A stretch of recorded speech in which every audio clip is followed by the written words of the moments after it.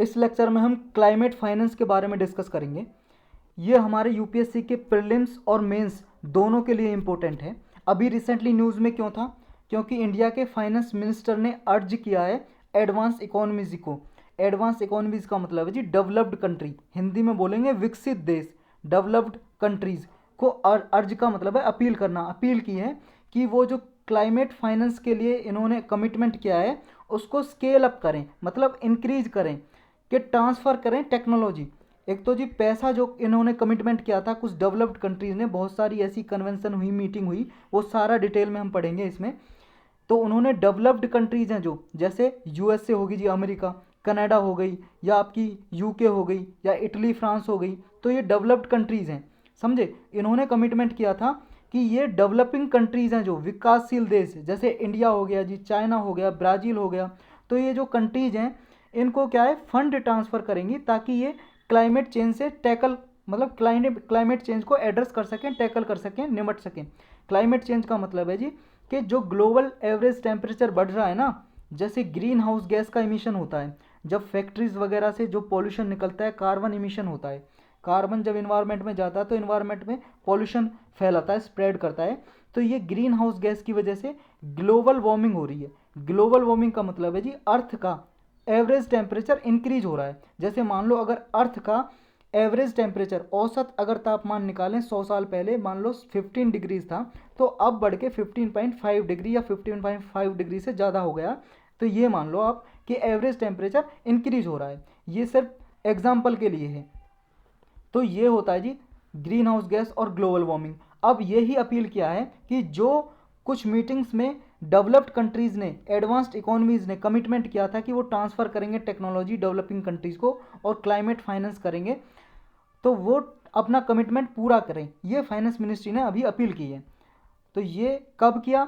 अभी मीटिंग हो रही थी, एक international conference on disaster resilient infrastructure पे मीटिंग हो रही थी। तो मिनिस्टर ने एड्रेस किया था इस मीटिंग को, फाइनेंस मिनिस्टर ने। तो इस मीटिंग में कहा कि क्लाइमेट फाइनेंस को इंक्रीज किया जाए। अब क्लाइमेट फाइनेंस का मतलब क्या होता है ये जानते हैं।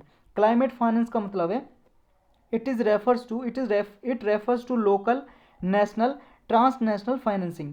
ये क्या है? चाहे आप लोकल लेवल पे, किसी मान लो डिस्ट्रिक्ट लेवल पे, या नेशनल लेवल पे, या फिर आपके राष्ट्रीय लेवल पे, या ट्रांसनेशनल। ट्रांसनेशनल का मतलब है एक कंट्री दूसरी कंट्री को फंड देना। तो ये चाहे पब्लिक दे या प्राइवेट हो या अल्टरनेटिव सोर्स ऑफ फाइनेंसिंग हो। कहने का मतलब ये है जी, क्लाइमेट का मतलब आप जानते हो वातावरण। क्लाइमेट से निपटने के लिए जो ये ग्रीन हाउस गैस को रोका जा सके बढ़ने से, और पॉल्यूशन को डिक्रीज किया जा सके, रिड्यूस किया जा सके, इसके लिए चाहे गवर्नमेंट सपोर्ट करे किसी भी कंट्री की, चाहे प्राइवेट प्लेयर्स कोई भी बिजनेसमैन करे, या अल्टरनेटिव सोर्स एनजीओ वगैरह दें, उन्हें फंड जो है, जो भी पैसा देती हैं, फंड देती हैं, कैपिटल देती हैं इससे निपटने के लिए क्लाइमेट से, उसे बोलते हैं क्लाइमेट फाइनेंस। अब इसमें दो तरह से सपोर्ट होता है।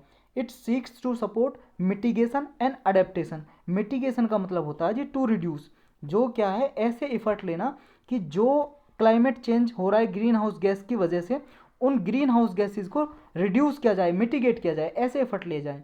अडेप्टेशन का मतलब है जी जो ग्रीन हाउस गैस मान लो ऑलरेडी निकल चुकी है उससे कैसे निपटा जाए, उसे ख़त्म किया जाए एक तरह से, मतलब उस कंडीशन में कैसे अपने आप को अडेप्ट किया जाए, अपने आप को कैसे ढाला जाए। एडेप्ट का मतलब समझ सकते हो, एडजस्ट करना, मतलब कंडीशन के हिसाब से एडजस्ट करना।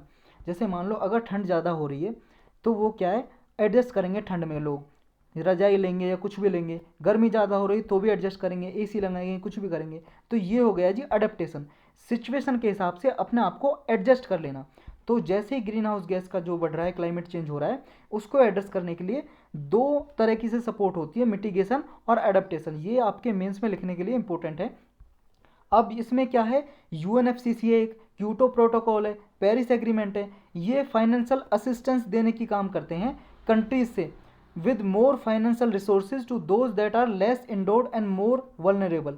इन जो ये मीटिंग हुई थी जी, एक यूएनएफसीसी क्या है, United nation framework convention on climate change. इसके लिए एक एक्स्ट्रा पेज लेते हैं हम, तब डिस्कस करेंगे इसके लिए, इसे डिस्कस करते हैं। देखो, United nation framework convention on climate change, ये एक अर्थ समिट हुआ था जी, अर्थ समिट। अर्थ समिट कब हुआ था? अर्थ समिट की स्पेलिंग ये जी, अर्थ समिट का मतलब समझ लो मीटिंग हुई थी जिसका नाम था अर्थ समिट, SUMMIT, अर्थ समिट 1992 में हुआ था। कहाँ पे?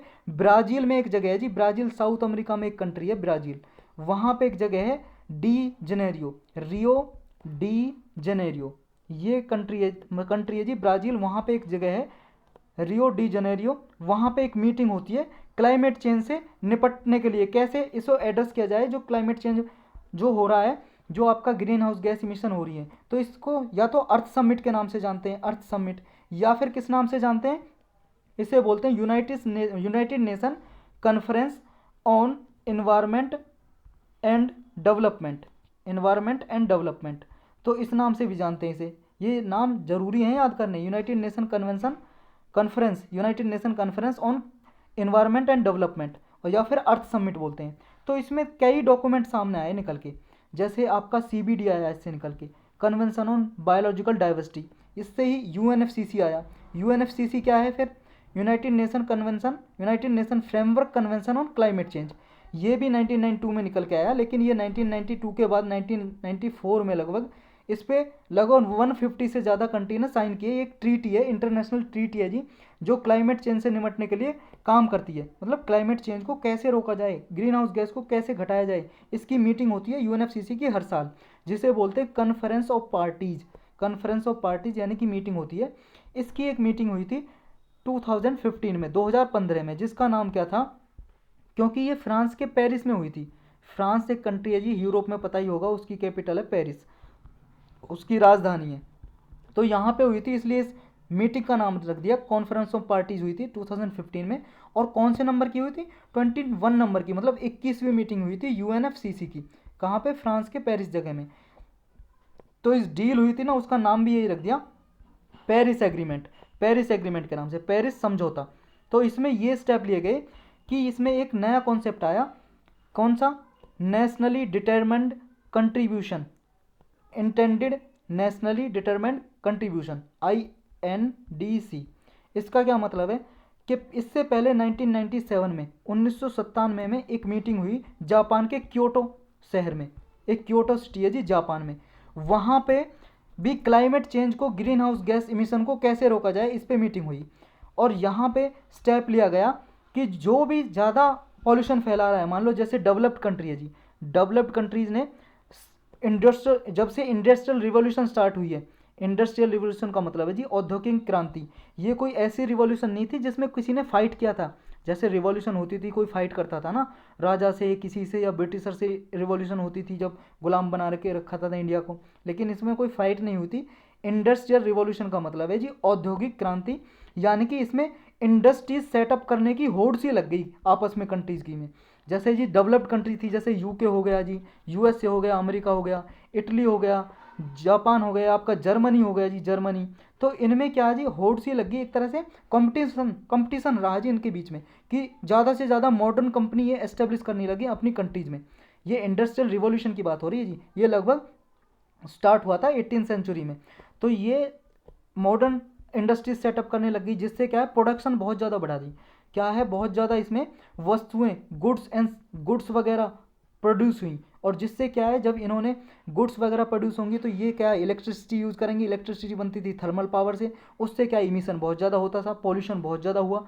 और वो पॉल्यूशन ऐसा तो नहीं है पॉल्यूशन उड़ के सिर्फ उन कंट्री के ऊपर ही ज़्यादा रहेगा, वो जाके पूरे इन्वायरमेंट में फैल जाता है। और सारी जो पुअर कंट्रीज है उनका तो कोई दोष भी नहीं था, क्योंकि वहाँ पे डेवलपमेंट आया नहीं था, क्योंकि वहाँ पे ना तो फैक्ट्री थी ना कुछ थी। तो इन डेवलप्ड कंट्रीज़ की वजह से पुअर कंट्रीज़ में भी ज़्यादा पोल्यूशन हो गया। तो यही रिस्पॉन्सिबिलिटी के लिए क्योटो प्रोटोकॉल आया, कब? 1997 में क्योटो प्रोटोकॉल, जापान में एक मीटिंग हुई जी, क्योटो जापान में शहर है, इसमें एक प्रिंसिपल आया, commercial but differentiated responsibilities, CBDR। इसमें ये रहा कॉमन बट डिफ्रेंशिएटेड रिस्पॉन्सिबिलिटी, मतलब कि कॉमन है, पॉल्यूशन तो पूरी कंट्री में कॉमन है, लेकिन डिफरेंट रिस्पॉन्सिबिलिटी होनी चाहिए, क्योंकि पॉल्यूशन डेवलप्ड कंट्रीज़ की वजह से। तो क्या करेंगी डेवलप्ड कंट्रीज क्या है, वो फाइनेंस देंगी, पैसा देंगी डेवलपिंग कंट्रीज़ को, ताकि पॉल्यूशन लेवल को कम किया जा सके। और ये टेक्नोलॉजी भी ट्रांसफ़र करेंगी डेवलप्ड कंट्रीज, जो विकसित देश हैं जी, जैसे USA, UK, इटली, जर्मनी, ये ट्रांसफ़र करेंगी टेक्नोलॉजी का, ताकि इससे पॉल्यूशन से निपटा जा सके। तो डेवलपिंग कंट्रीज़ को करेंगी, जैसे इंडिया ब्राज़ील हो गया जी, तो इनको। तो ये सब था। अब आते हैं अपने टॉपिक पे। ये देखो जी, हमने क्योटो प्रोटोकॉल देख लिया, यूएनएफसीसी देख लिया और पेरिस एग्रीमेंट देख लिया। पेरिस एग्रीमेंट यूएनएफसीसी का ही आउटकम था, 2015 में 21st मीटिंग हुई थी। इसमें यह कहा गया था कि फाइनेंशियल असिस्टेंस देंगी कंट्रीज़ को जिसने ज़्यादा पॉल्यूशन किया है, और जो क्या है लेस मोर वनरेबल है पुअर कंट्रीज़ को ज़्यादा, मतलब जहाँ पे पुअर कंट्रीज है जी, जहाँ पे कोई ज़्यादा डेवलपमेंट हो नहीं पाया, उनका कोई काम नहीं था, मतलब उन्होंने जब इंडस्ट्रियल रिवॉल्यूशन हुआ था वहाँ पे कंपनी वगैरह सेटअप नहीं हुई थी, तो इनका कोई रोल नहीं है पॉल्यूशन फैलाने में। तो आप डेवलप्ड कंट्रीज इनको फाइनेंस करेंगी और टेक्नोलॉजी ट्रांसफ़र करेंगी। और क्योटो प्रोटोकॉल में ये एक प्रिंसिपल था जो हमने डिस्कस किया अभी, कॉमन बट डिफ्रेंशिएटेड रिस्पॉन्सिबिलिटी।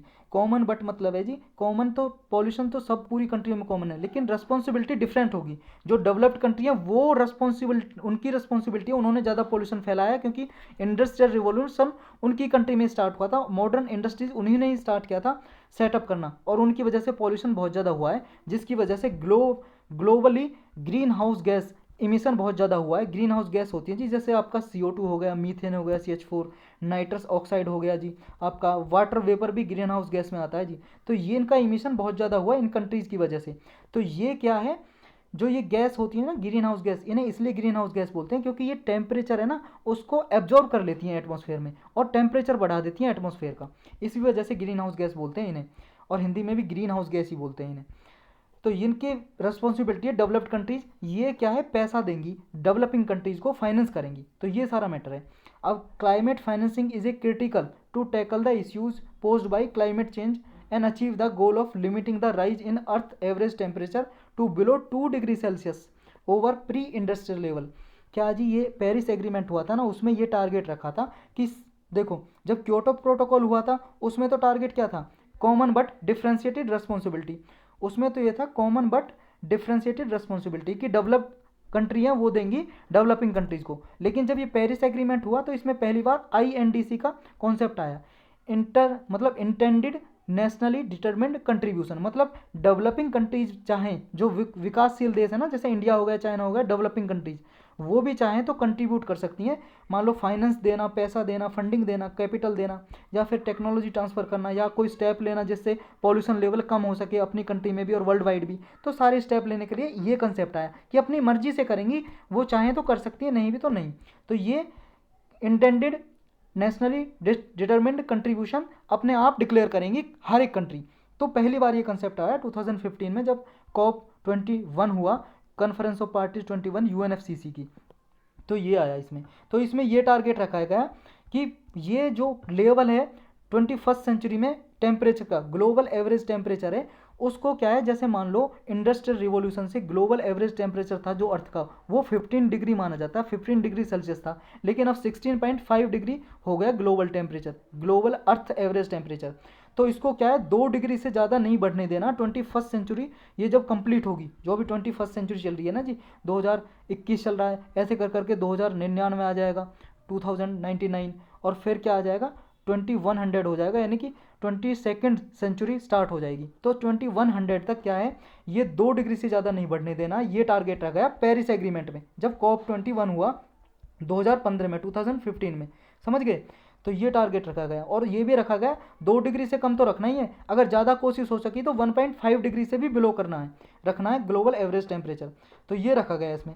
अब ये इसी को ही क्या है जी, ये IPCC की रिपोर्ट थी एक, ये IPCC क्या है जी, ये यूनाइटेड नेशन के अंदर ही है जी। IPCC एक रिपोर्ट जारी करती है क्लाइमेट से रिलेटेड, 2018 में किया, कि प्री इंडस्ट्रियल लेवल से, प्री इंडस्ट्रियल लेवल का मतलब है जी जब इंडस्ट्रियल रिवॉल्यूशन स्टार्ट हुआ था 18 सेंचुरी से पहले, तो उस पे जब टेम्परेचर था लगभग 15 डिग्री ग्लोबल अर्थ टेम्परेचर, तो वो ही क्या है लेके आना हमें 2 डिग्री सेल्सियस तक कम करना है, डिक्रीज करना है, ये टारगेट रखा गया।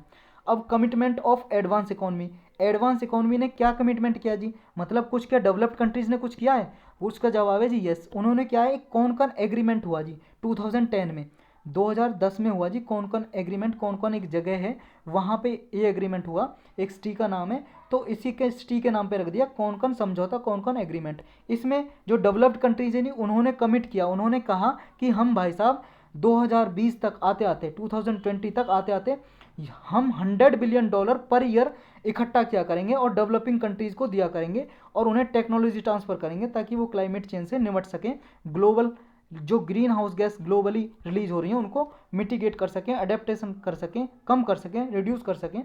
तो ये ग्रीन क्लाइमेट फंड सेटअप किया 2010 में कौन एग्रीमेंट में। ये 2011 से डेजिग्नेट कर दिया गया जी और ऑपरेटिंग स्टार्ट हो गया, इसका फाइनेंशियल मैकेनिज्म स्टार्ट हो गया। और पेरिस एग्रीमेंट हुआ था जो 2015 में, उसमें डेवलपिंग कंट्रीज़ ने भी कंफर्म किया इस गोल का।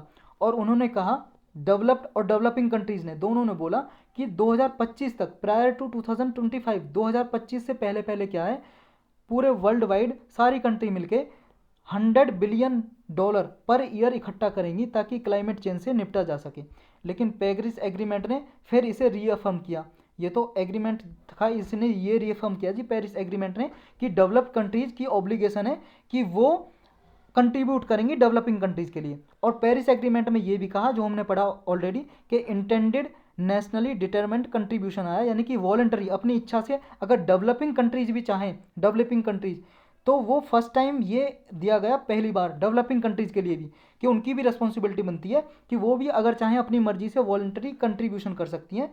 तो ये वॉलंटरी कंट्रीब्यूशन है by other parties. Other parties का यहाँ मतलब है डेवलपिंग कंट्रीज़, क्योंकि डेवलप्ड कंट्री तो उन्होंने कमिटमेंट कर ही दिया था क्योटो प्रोटोकॉल में भी, पेरिस एग्रीमेंट में भी, और पेरिस एग्रीमेंट में डेवलपिंग कंट्रीज़ ने भी स्टेप लिए। अब चैलेंजेस क्या जी, मतलब चुनौतियाँ क्या हैं इससे, जो ये सब कुछ हो रहा है क्लाइमेट फाइनेंस जो हो रहा है, क्लाइमेट फाइनेंस क्या चैलेंजेस हैं।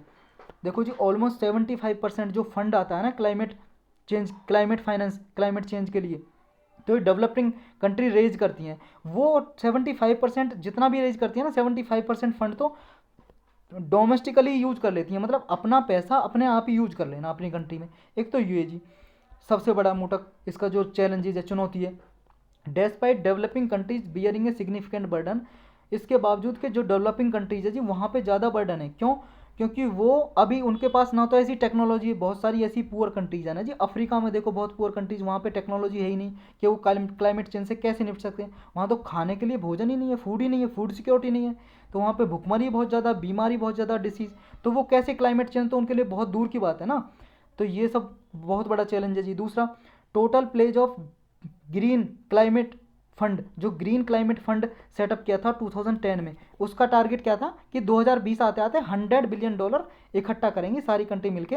और डेवलपिंग कंट्रीज का कमिटमेंट था ये कि डेवलपिंग कंट्रीज मतलब डेवलप्ड कंट्रीज का था, विकसित देश का, कि डेवलप्ड कंट्रीज का ये कमिटमेंट था। 2010 में बनाया था ग्रीन क्लाइमेट फंड, 2010 में, 2010 में, कि डेवलप्ड कंट्रीज इकट्ठा करेंगी 2020 आते आते। लेकिन 2020 आके चला भी गया जी, और 2019 तक इसने जहां $100 बिलियन का जो टारगेट रखा था, सिर्फ जुलाई 2019 तक इसमें $10.3 बिलियन ही इकट्ठा कर पाई थी डेवलप्ड कंट्रीज। जो क्या है, एस्टिमेट लगाया गया था कि cost for developing countries to implement their nationally determined contribution is $4 trillion, कि इकट्ठा कितना किया, 10.3 बिलियन। और कितनी कॉस्ट कितनी आनी थी अगर डेवलपिंग कंट्रीज अपने जो पेरिस एग्रीमेंट में कमिटमेंट की थी ना वॉलंटरी, जिसका नाम था नेशनली डिटरमेंट कंट्रीब्यूशन या इंटेंडेड नेशनली डिटरमेंट कंट्रीब्यूशन, कि क्लाइमेट चेंज को रोकना, ग्रीन हाउस गैस को कम करना है, उसके लिए स्टेप लेंगी इसके अंतर्गत, एनडीसी के अंतर्गत। तो उसके लिए कम से कम $4 ट्रिलियन चाहिए थे जी, और यहाँ तो बिलियन में बात हो रही है जी। 4 ट्रिलियन चाहिए और इकट्ठा कर पाए 100 बिलियन। टारगेट था 100 बिलियन का, और चाहिए कितना पैसा, 4 ट्रिलियन। समझ गए, बिलियन ट्रिलियन से ज़्यादा होता है, आपको पता ही होगा, 1000 बिलियन में 1 ट्रिलियन होता है।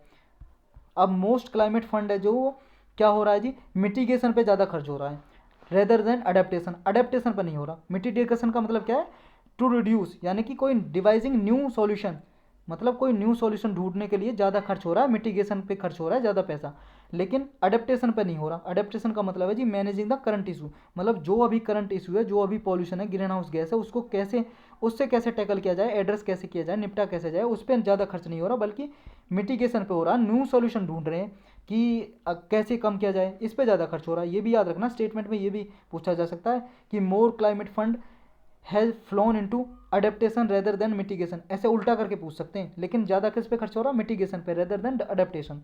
अब क्लाइमेट फाइनेंस है वो मोस्टली कंसनट्रेटेड है इन एक्टिविटीज़ में। कौन कौन सी में, मतलब जो क्लाइमेट फाइनेंस होता है, जो कैपिटल आती है क्लाइमेट फाइनेंस के लिए, इन कैटेगरी में होती है, रिन्यूएबल एनर्जी के लिए, ग्रीन बिल्डिंग के लिए, अर्बन ट्रांसपोर्ट के लिए। मतलब रिन्यूएबल एनर्जी का मतलब है सोलर एनर्जी होगी, सौर ऊर्जा जो सूर्य से हम बिजली बनाते हैं, या विंड एनर्जी होगी, हवा से बिजली बनाते हैं, या फिर बायोमास एनर्जी, ऐसी रिन्यूएबल एनर्जी है जी। या ग्रीन बिल्डिंग के लिए, ग्रीन बिल्डिंग का मतलब यहाँ हरी बिल्डिंग नहीं है, ग्रीन का बिल्डिंग का मतलब है ऐसी बिल्डिंग जो मान लो न्यू मॉडर्न टेक्नोलॉजी पे बेस्ड हो, जिनमें क्या है ऐसी हों जिनमें क्या है लाइटिंग वगैरह कम यूज हो, दिन में क्या है लाइटिंग यूज ही ना हो, या फिर एसी वगैरह कम यूज हो। इस तरीके से स्ट्रक्चर बनाया हुआ है कि वो गर्मियों में ठंडी रहें और सर्दियों में गर्म, ऐसी बिल्डिंग बनाई जाती हैं। या फिर एलईडी वगैरह यूज हो उन पे, तो ये सब देखा जाता है ग्रीन बिल्डिंग में। और अर्बन ट्रांसपोर्ट और इनमें ज़्यादा पैसा खर्च हो रहा है जो क्लाइमेट फिनांस का है, लेकिन इन पे खर्च नहीं हो रहा अदर सेक्टर, जैसे कि उनका भी इक्वल मैग्नीट्यूड है जी, मतलब वो भी कंट्रीब्यूट करते हैं, उन पे भी खर्च होना चाहिए, लेकिन उन पे खर्च नहीं हो रहा। जैसे आपका नेचुरल और सोशल इकोसिस्टम हो गया, लाइक एग्रीकल्चर, कृषि पे ज़्यादा खर्च नहीं हो रहा, या डिग्रेडेशन ऑफ लैंड पे नहीं हो रहा, वाटर पे नहीं हो रहा, तो इन पे अभी खर्च देखने को नहीं मिल रहा है। अब इंडिया में क्या सिचुएशन है जी क्लाइमेट फाइनेंस की? Climate financing in India, largest source क्या है क्लाइमेट फाइनेंसिंग का? पब्लिक फंडिंग, मतलब गवर्नमेंट सबसे ज़्यादा फंडिंग देती है इंडिया में, प्राइवेट से ज़्यादा। और बजटरी अलोकेशन उसमें ज़्यादा होता है, हर साल बजट में अलोकेट करते हैं कि क्लाइमेट चेंज से, ग्रीन हाउस गैस से निपटने के लिए या रिन्यूएबल एनर्जी के लिए इतना पैसा होना चाहिए। इसके लिए इंडिया ने 2 फंड भी सेटअप किए हैं जी, एक नेशनल क्लीन एनर्जी फंड और एक नेशनल अडेप्टेशन फंड, ये 2 सेटअप किए हैं जी फंड। और इंडिया ने और क्या कमिटमेंट किया है, एक national action plan for climate change चलाया था जी इंडिया ने 2008 में। इसके अंतर्गत 8 मिशन स्टार्ट किए, 8 मिशन है जी इसमें, मतलब टारगेट रखा गया है। जैसे जी नेशनल वाटर मिशन हो गया कि वाटर को क्या है, ड्रिंकिंग वाटर की फैसिलिटी सबके लिए हो और सस्टेनेबली सबके लिए वाटर उपलब्ध हो, ये चलाया गया है इसमें। दूसरा जी जैसे ये चलाया गया नेशनल सोलर मिशन, कि इसमें क्या किया गया, रिन्यूएबल एनर्जी पे फोकस किया गया कि सौर ऊर्जा ज़्यादा से ज़्यादा क्या करी जाए, हमारे यहाँ पे प्रोड्यूस की जाए सौर ऊर्जा, ताकि क्या है जो थर्मल पावर जो हम यूज करते हैं वो उसका कम यूज हो और पॉल्यूशन कम हो, ग्रीन हाउस गैस इमिशन कम हो। नेक्स्ट इसमें क्या गया, एक तो हो गया जी national water mission, national solar mission, इसमें टोटल 8 थे। जैसे national mission on sustainable habitat, एक हो गया जी national mission for enhanced energy efficiency, एक हो गया जी आपका national mission for sustainable Himalayan ecosystem, एक हो गया जी आपका ग्रीन इंडिया मिशन। इसमें क्या था ग्रीन इंडिया मिशन में कि फॉरेस्ट एरिया बढ़ाना है, कि पूरे इंडिया में लगभग 33% फॉरेस्ट कवर इंक्रीज करना है। और क्या रह गया जी national mission for sustainable agriculture, national mission for strategic knowledge for climate change. तो ये कुल मिला के 8 चलाए जी क्लाइमेट चेंज से निपटने के लिए। तो ये एक बार पूछा भी जा चुका है, national action plan for climate change.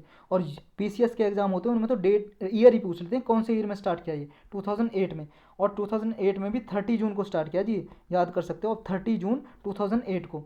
और क्या क्या इंडिया ने जी एस्टेब्लिश की एक climate change finance unit in the ministry of finance, ministry of finance के अंदर ही ये यूनिट एस्टेब्लिश की, मतलब इसकी स्थापना की, which is the nodal agency for all climate change financing matter, जो सारे क्लाइमेट चेंज के लिए कैपिटल वगैरह इकट्ठा की जाता है ये देखती है क्लाइमेट चेंज फाइनेंसिंग यूनिट।